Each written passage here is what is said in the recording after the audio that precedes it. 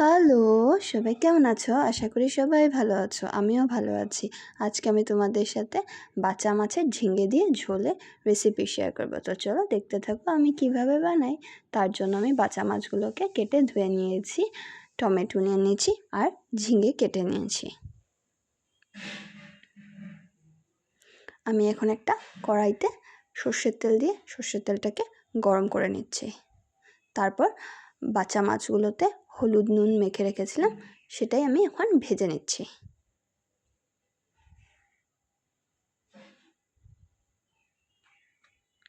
মাছটাকে আমি কড়া করে ভাজবো, একদম কড়া করেও না, মিডিয়াম কড়া করে আমি ভেজে নেব।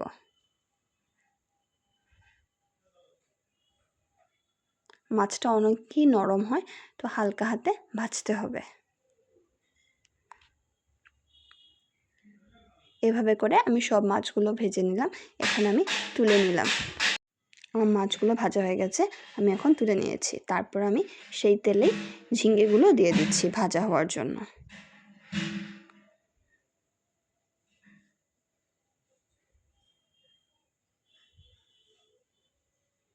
আমার ঝিঙ্গেগুলো ভাজা হয়ে গেছে, আমি ঝিঙ্গেগুলো তুলে নিচ্ছি।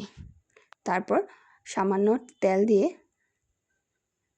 কালো জিরে ফোড়ন দিয়ে দিলাম।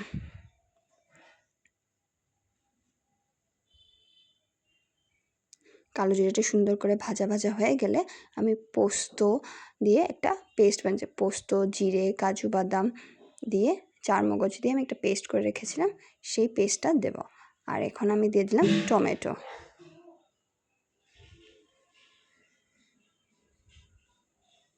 টমেটোটা ভাজা হয়ে গেছে, আর আমি এখন পেস্টটা দিয়ে দিলাম, মশলার পেস্টটা।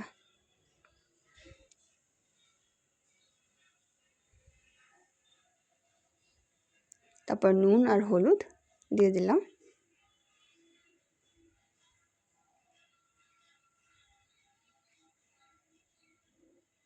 হ্যাঁ, মশলাটাকে সুন্দর করে আমি কষিয়ে নেব। এই মাছটা পাতলা ঝোল বানালেও খেতে খুব মজা লাগে। আমি একদম পাতলা বানাইনি, পোস্ত দিয়েছি, একটু ভারী ভারী হয়েছে আমারটা। নাহলে জিরে বাটা দিয়েও যদি মাছের ঝোল বানানো হয়, খেতে খুবই টেস্টি হয়।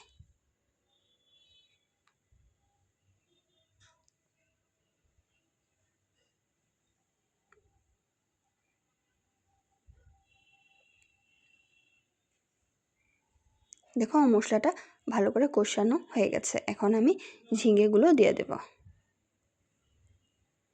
আর কাঁচা লঙ্কা চেরা দিয়ে দিলাম।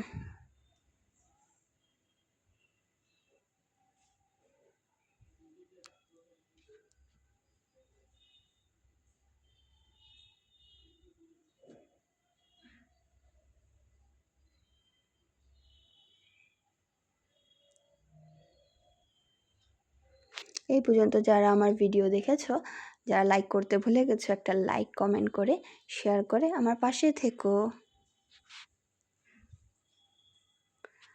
আমি এখন গরম জল দিয়ে দিয়েছি। আর যারা নতুন বন্ধুরা যারা দেখছো, তারা প্লিজ আমার চ্যানেলটাকে সাবস্ক্রাইব করে আমার পাশে থেকো। আমিও চেষ্টা করি তোমাদের পাশে থাকার, কমেন্ট করার, শেয়ার করার, লাইক করার।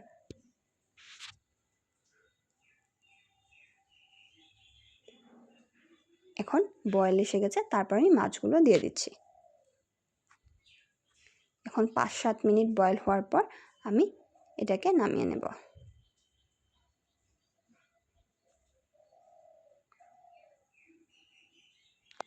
আমার ঝিঙ্গে দিয়ে বাঁচা মাছের ঝোল রেডি।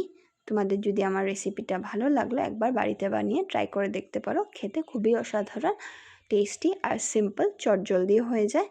আর পুরো ভিডিওটা দেখার জন্য ধন্যবাদ, আর আমার পাশে থাকার জন্য অনেক অনেক ধন্যবাদ।